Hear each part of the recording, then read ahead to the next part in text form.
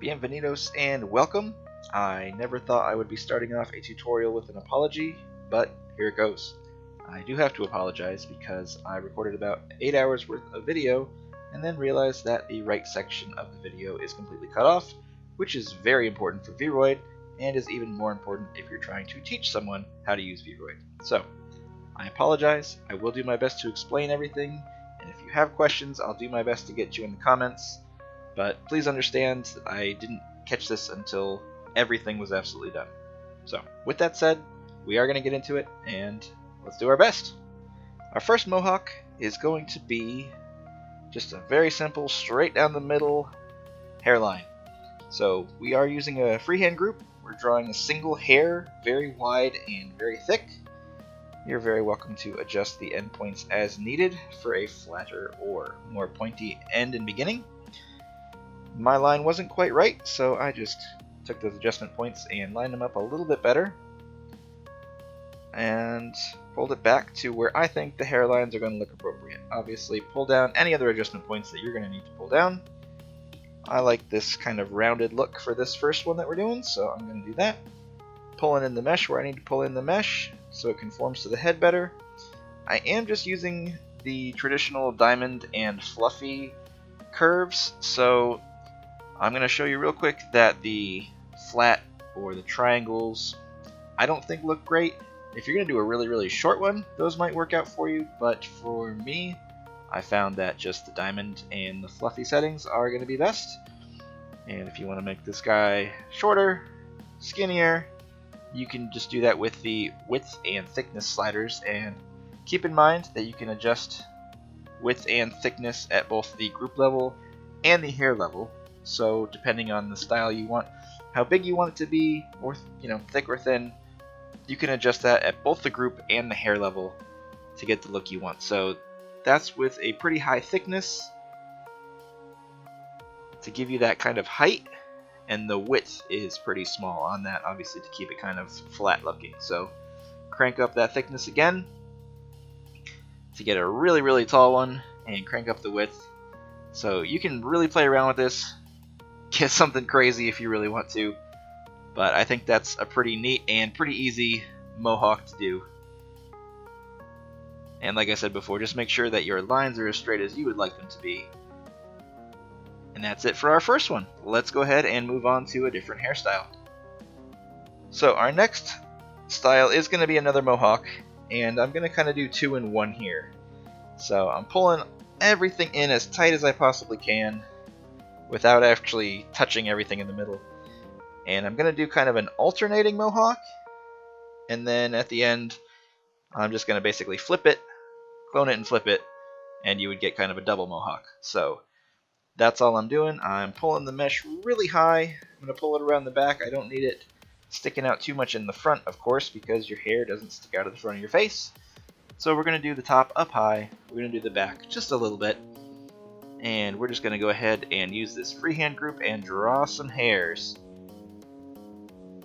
I like to keep my start points kind of thick and go to a really pointed end. If you want it, different, obviously go for that. And I also like to draw starting inside the head a little bit. So the mesh goes pretty far into the head with this design.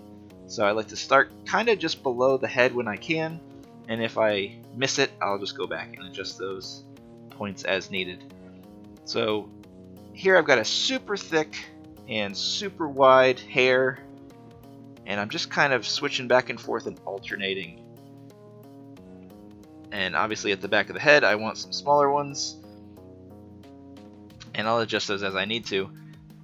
So that's the idea. I'm going to go ahead and start correcting all of the ugliness here, and I'm going to start pulling in my width and thickness a little bit because I want a really tall hair, and as I said before, starting lower in the head is going to give you a really elongated look. So that's where I like to start. I like to start beneath the scalp, I guess is the best way to say it, and then pull it out pretty tall.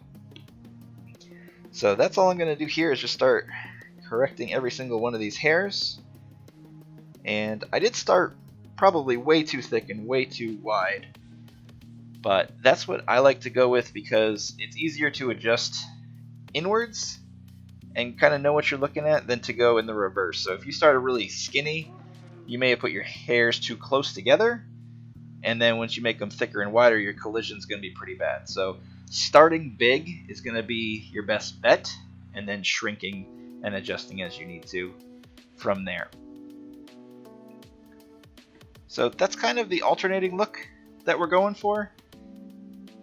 And then I do want to keep it pretty in line. It's not great if you try and bring these articulation points all the way in and touching, which we'll kind of talk about when we get to another hairstyle. But that's kind of it for this one. And then if we want to do, you know, a double, we would of course just go ahead and clone this group and then flip it when we're ready.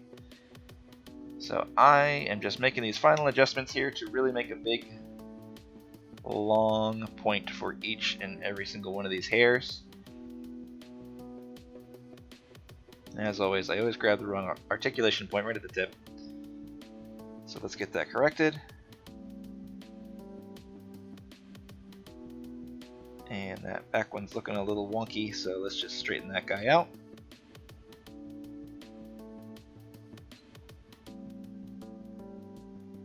Pretty good. So again, we're going for the alternating style here. Clone it, flip it, and there you go. Now you got the double. So 2 hairstyles to play with. And I did keep this character bald. I'm going to touch on that a little bit further down the line here, but that's up to you if you want to have more hair or if you want to draw additional strands on a freehand group. But I just want to get the tutorial of how to get these Mohawk and spiky hairs out for you. This next one that I'm going into is going to be kind of a gelled, spiked up look. So I'm really pulling these in tight, except for the bangs. And you're going to notice that it's a pretty simple, but also very, very tedious process for this. And I am going to go through the whole thing. Again, I'm not doing anything crazy. I'm keeping the diamond and the fluff. I am making my base a little big, and then I am cranking up that width and thickness, and that's going to be kind of the trend you're going to see through this whole video, is cranking up the width and the thickness, and as I just said a little while ago, adjusting backwards. So if you find that it's way too big, it's easier to adjust back down and fill in than to deal with all the collision later on. So I kind of got the spike that I'm looking for here, and now I can go ahead and start getting this kind of filled out. And I did keep the hair on this model, the base hair, as you notice, which I don't always do depending on what we're drawing out here, but because we're going to do a gelled look, I want to have as much hair as possible. And I'm going to have these really big kind of spikes in the front, and then we're going to get to really, really small spikes kind of going around the sides and all the way up pretty much to the top of the head here. So I'm just trying to fill in little by little, and I'm just kind of adjusting to give us some variety in the hair as we go. So feel free to manipulate your width or your thickness, or draw shorter hairs or longer hairs. You could even add a little twist if you want. I just want to get us kind of filled in all the way around, just so we have kind of a consistent flow. And just like with the other ones, I do like to have them start deep in the skull, so pull those articulation points in as needed.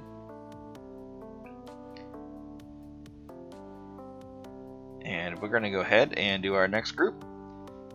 And same thing, we're just going to be drawing up and drawing up and drawing up. And that's the thing that's going to be different to traditional hair drawing techniques, is if you're going for a spiked look, you want to start from the bottom and go up. Generally, there are ways to do it the opposite, but it's, in my opinion, much easier to start at where the hair meets the head and then go up and outwards. So that's really all we're doing. This might be a little bit boring in regards to the technique, because it's just a lot of drawing the hair up and up and up and up and all the way around and filling in all the gaps. And like I said, I kept the base hair for this because that look works. The base hair really works with this spiky kind of gelled look. It's not going to work for all of them, and it will work for some of them. So we're just going to keep filling in and correcting and filling in and correcting. And like I said before, please, please, please, do longer hairs, shorter hairs. Mix up the width and the thickness as you're going along. You are going to have a ton of hairs to manage, and when you get to messing with the mesh, if you need to, which I will be messing with the mesh a little bit to correct some stuff, the more hairs you have to hide blemishes and gaps and things like that, probably going to be better. It is obviously going to depend on the style you're going for, and you're noticing right here, I'm sure, that I'm starting from the top and drawing down where I've been drawing up the entire time.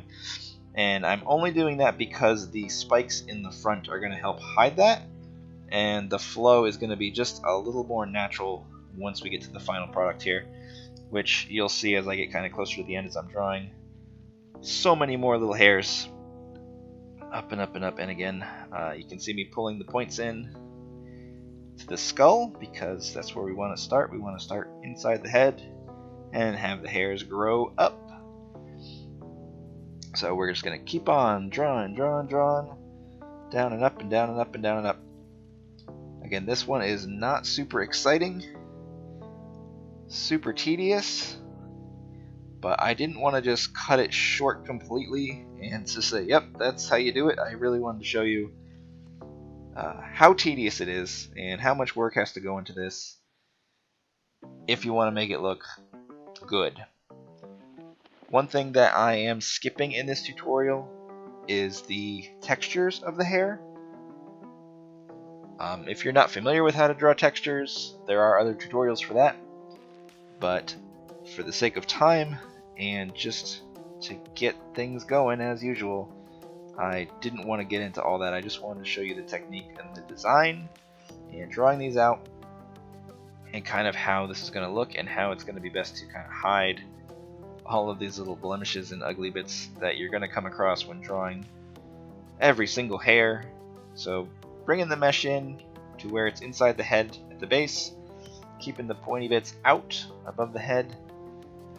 And I like to skip the mirror tool when it comes to this, usually because it gives you a more natural look. Hair isn't always perfectly symmetrical all the way around the head.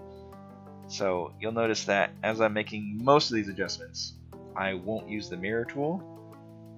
There are going to be times where I will, and I'll probably comment on why I'm doing that once I get to those. But just to keep a more natural and flowing look, I don't usually use the mirror tool for this.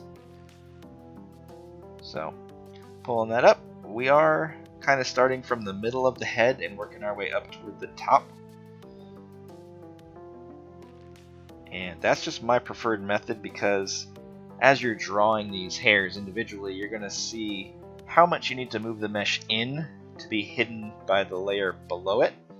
You could, of course, do the reverse, but I think you'd run into the same issue as I mentioned with the previous Mohawk, is if you start with hairs too small at the top, and then you need to thicken them later, you're going to run into the collision issues that I mentioned. So starting on the outside, working your way in, I think is going to be a better end product,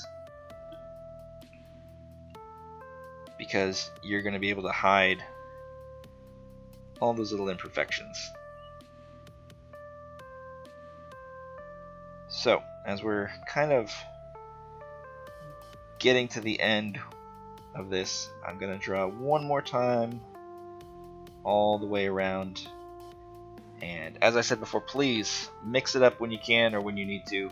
You want to keep it looking natural. You don't want to have it cookie cutter. So adjust the thickness, adjust the width, draw shorter and longer hairs as you see fit. And the only kind of oddball here is, again, the front of the hair. I'm keeping pretty big spikes.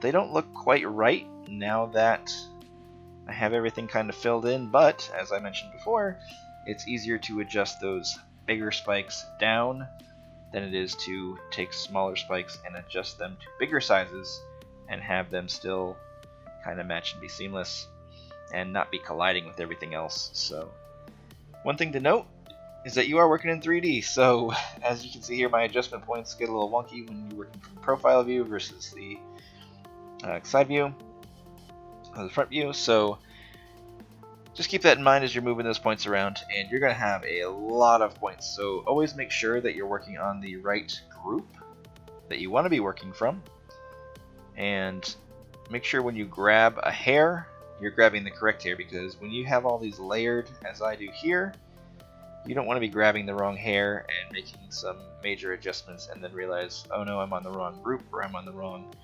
layer or the wrong hair, and then try to go back. Just in case you don't know for some reason, Control Z takes you back on Windows. I don't know what it is on other systems, but that's kind of your undo for most programs, and it applies in VRoid as well.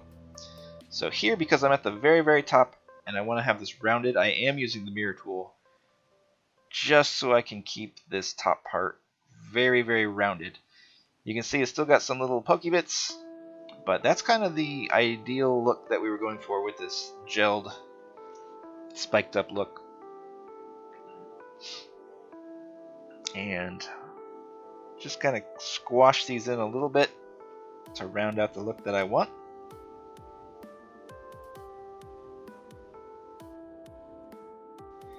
And always remember to save your work, because that is important. So I think we're good there. So here we are going to do another pretty crazy hairstyle. So this is going to be a true Mohawk right down the middle of the head. This one is a ton of work, and this one and the next one are really the reason that this is an advanced tutorial.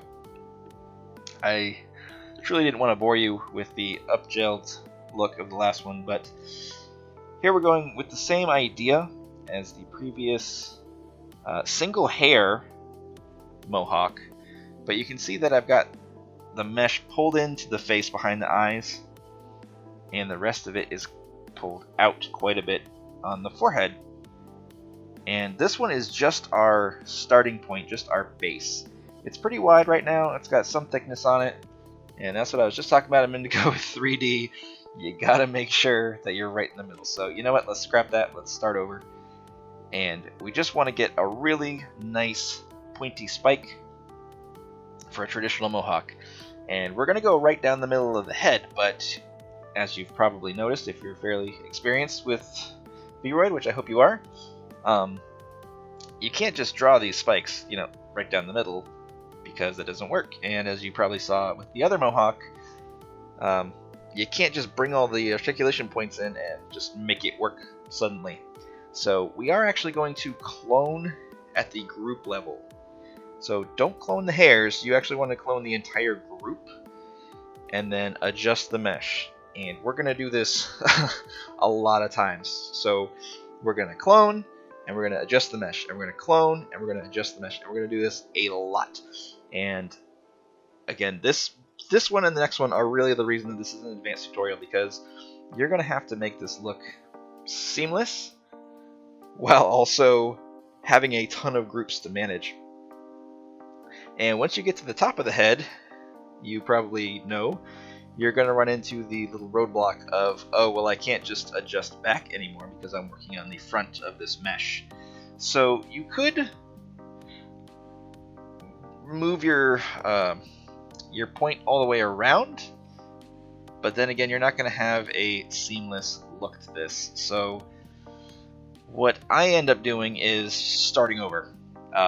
So I'm going from the very, very front to the back, and what I'm doing right here is determining that I probably don't need that hair in the front. It was my starting point, it was kind of my basis, but it's not at a realistic hairline, so I'm not going to want to use that one. So this one is probably going to be my last in the quote-unquote front half of the head, because I'm kind of at my limit here in where I can put this. And as I mentioned many times already, based on the thickness of your hair, you're going to want to have that room for adjustment. So if you started thin, as I said before, and then you try and go thick, you're probably going to run into collision issues. So I've got my fat hair. I'm pulling up my points, and as I already mentioned, you got to keep it in the middle. So make sure you're doing that when you're working in a 3D space. So that's about it for the front half, which could be a look in its own if you wanted, or if you wanted to do long hair on the back with like a half mohawk, or if you're making a dinosaur character, that might work for you. But in this instance, I am certainly not. We are going for that traditional punk rock mohawk. So, as I said, I'm going to start fresh in the back. So I am drawing, and I'm just going to move my points and move my points and move my points until I have a beautiful looking mohawk on the back side to correspond with my mohawk on the front. Again, mess with your width and thickness. Those are really the only things that I'm touching besides my curve, which again, the only thing I do for that is I just make the base thicker and I keep the end at a point. That's all I'm doing for this. Everything else is just clone it and move the mesh and clone it and move the mesh. I am going to have somewhat shorter spikes in the back and kind of get taller as we go up the head, but that's really the idea behind this. It's just so much work to do this and keep it centered, which, as I said before, that's why I consider this an advanced technique.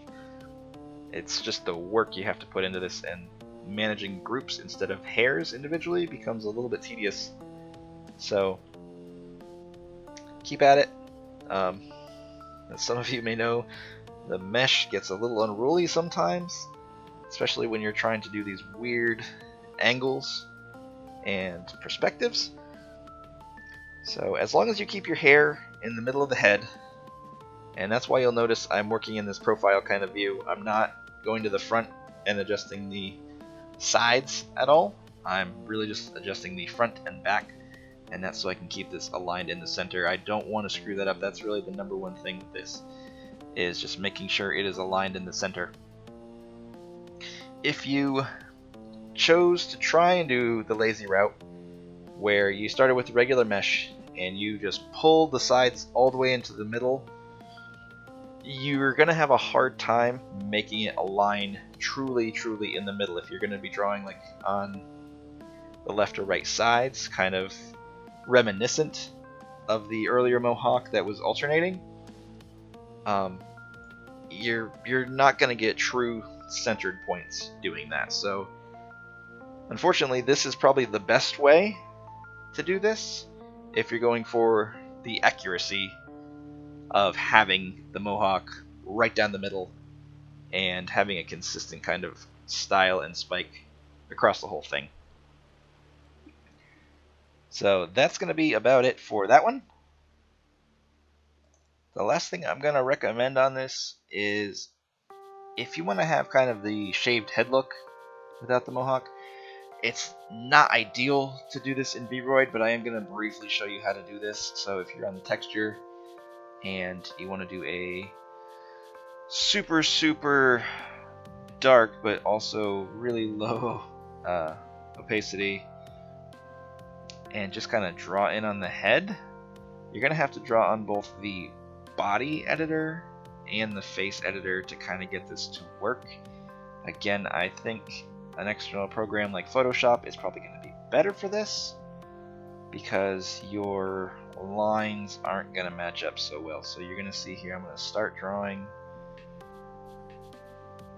and the lines are just not going to match up. So an external program is going to be better for something like this, just so you don't have that weird line kind of going across the top of the head. But I don't think the Mohawk by itself looks great on a completely bald head, and that's just my preference. So our absolute last one is going to be some super crazy spikes, kind of in the vein of Liberty spikes, if you're familiar with those. And what I'm doing now is I'm going to spread these out. I'm using procedural groups for this, and I will show you what it looks like using a freehand group, but I have found, just for the sake of convenience and efficiency, procedural groups are going to be better overall for this. If you want to have more variety, get in there with some freehand groups and kind of fill in. But we're just reversing the hair, so we're taking the bottom part, putting it up at the top, kind of inverting the whole mesh. And same as always, I'm going to have some width and thickness that are pretty high, and I'm not starting all the way in the center of the head just because it's going to be pretty hidden. If you want to go that far, you're very welcome to, of course, but I'm not going to. I think it still looks really good with the end product once we get there. So, as I've already said, lots of thickness, lots of width. Pull it in as much as you can. Always have the base pretty far into your skull when applicable. And we're just going to go ahead and clone and pull it out. And you're going to have to go in every direction and just kind of work your way down. Again, this one's a little bit tedious. I don't think it's quite as bad as the traditional Mohawk we were just doing. But it is dependent on how many hairs you want to have, how thick they're going to be, how spiky you want this to be. There's a lot of variables with this one, unfortunately, so if you want to kind of keep in line with what I'm doing, I'm going to do probably just 3 or 4 more clones and just bring them down along the head and also bring them in, so they're going to be a little shorter once we get to the sides and the back. The biggest spikes are going to be on the top of the head, and similar to the Mohawk, it's just a lot of moving those adjustment points and how you want those spikes to flow. And we're doing pretty good, so we're just going to clone again. And we're going to bring these out because we're kind of getting lower on the head. So I do want to have kind of more horizontal spikes, I guess.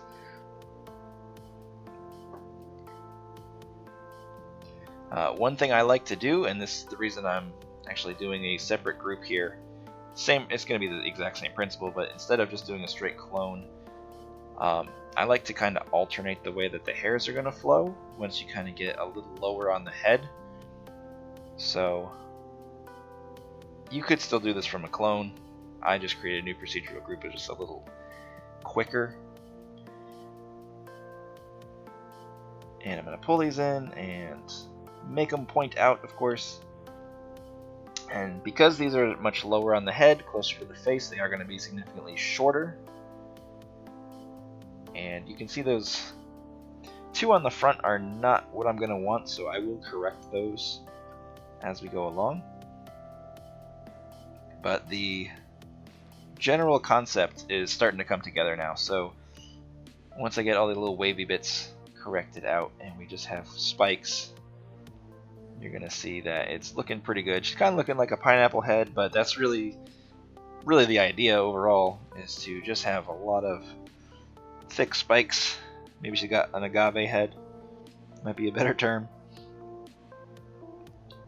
And once we get to the bones, I will show you some interesting tricks as well. I guess you could consider one of them bonus, but what I'm doing here is I'm trying to get this one to kind of align better with the hairline. This is another one where I kept the base hair, and that's up to you if you want to keep that or not.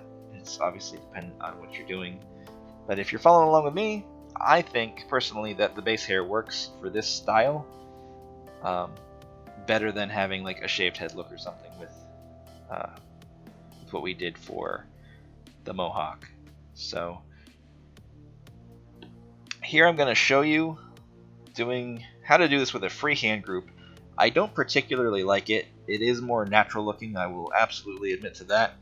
But you can see almost as we did with the gelled hair look, is we're just drawing lots of spikes, but we're going all the way around, and they're going to be bigger spikes in this instance. And you're still going to have to mess with that mesh a lot. And it's just not my preference because they get so out of whack, and you're going to get so close to the head, especially if you go below this and you want to have smaller spikes kind of on the back of the head, behind the ears even. It just gets unruly. So I do want to show you this. I do want you to understand the concept and what it looks like. But as I said, this is not my preferred method. It's truly better, in my perspective, to just go with the procedural group and just mess with the mesh as you need to. I mean, this is okay. It's not great. There's definitely some here that I would not want to keep. I would yeah, delete and redo here quite a bit and move some adjustment points quite a bit. And keep in mind, if you're doing that for the whole head, that's a lot of individual adjustments as opposed to just using a procedural group and kind of doing it all in one batch. So if you want to do this, I did want to show you that it's an option. You can do it, but you're going to be doing a lot more mesh moving, a lot more redrawing, a lot more adjustments, but you'll definitely get a more natural look if you can stand it. I spent so much time, making this tutorial. I really didn't want to do this whole thing freehand, so procedural group is definitely the way for me. And I'm going to kind of just play with this for another minute, but I will go back to doing the procedural groups because it's truly just too much to hit all these adjustment points and make everything line up. So let's hide that one. Let's go back and get a new clone and pull it in, pull it in, pull it in. And we're doing much better, but we don't want to have those spiky bits sticking out of her face. So make sure you adjust your intervals appropriately as well as your position. Those are the things off screen that you can't see due to my error. So intervals and position, make sure you rotate those around, and if you look from the top of the head perspective, it may give you a better idea of where you're at with your hairs as opposed to looking straight on from the face. Here's where I like to get a lot more horizontal. This can be a little bit tricky because all of your adjustment points for the mesh are going to be all jumbled together, so just be aware of that.